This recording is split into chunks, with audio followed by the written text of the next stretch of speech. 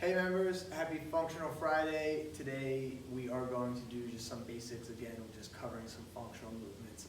Again, I have that 20-pound kettlebell with me that I will be using to demonstrate weighted versus unweighted versions of these exercises.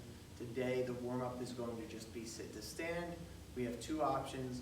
I'm going to show you the unmodified. If you need to modify it and you don't feel confident in the unmodified version, please use a chair or a stool, something that you can sit down on and stand up with safely and comfortably, okay? The intensity should be coming from the speed that we are standing up and down with, standing up or sitting down with, while also doing that safely. So I'm gonna go ahead and just try to sit down and stand up as many times as I can, any way that I can, using as few movements of the arms as possible, right? So if you don't have a chair, but you wanna try this, try to only use one hand or one knee if you need to. So if usually it takes you a little bit to stand up, try to do it just one fewer step than you usually do, or a little bit quicker than you usually do, okay? So I'm gonna just, set a timer. You can set a timer for, a minute. You can set a timer for 30 seconds and see like all the different kinds of ways you can do it. There's a couple different. So really take your time, play around with it, have fun. If you have kids in the house, get them in on the action too. It's always a good time. After you've done your sit to stand, we're gonna either get your weight or not. It's up to you. I'm gonna get my weight. From here, I'm gonna do a reverse lunge with a torso rotation. So you're gonna go here, reverse lunge, hold the lunge, and then initiate the torso rotation all the way through, and then stand up, okay? Reverse lunge here. Okay, once you're in that bottom stable position, twist through,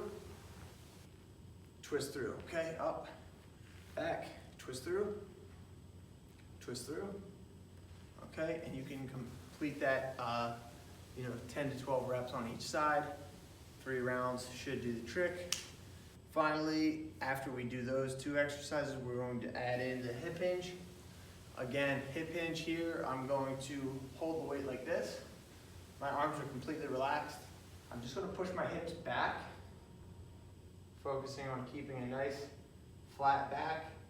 Immediately I feel that stretch in my hamstrings once I'm down in this bottom position. And I stand up, okay? You can have a slight bend in your knee. As you push those hips back, stand all the way up, pull the weight through, pull your hips to the weight. If you want to do it without the weight, that's fine. You just put your hand on your side or behind your back just to make sure that it's staying flat. Push the hips back.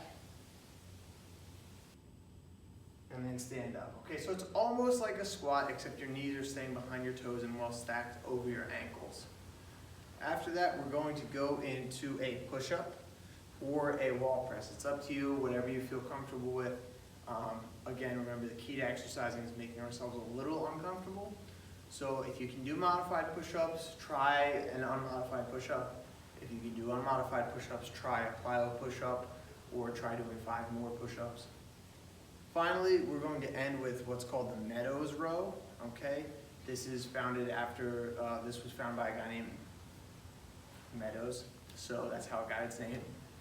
So what you're gonna do is effectively, you're gonna get into a kneeling stance, like a lunge. I like to shoot this leg way far back. He stands a little bit more upright in this, but this way you kind of get that lunge position as well. You're gonna pull that weight towards you. You're gonna try and stack your hips. So even though your legs are spread pretty far apart, you're gonna keep your hips pretty much even. Okay, so you're here, and you're actually still leaning on this leg, and from here, you're gonna row this elbow all the way up and slowly lower.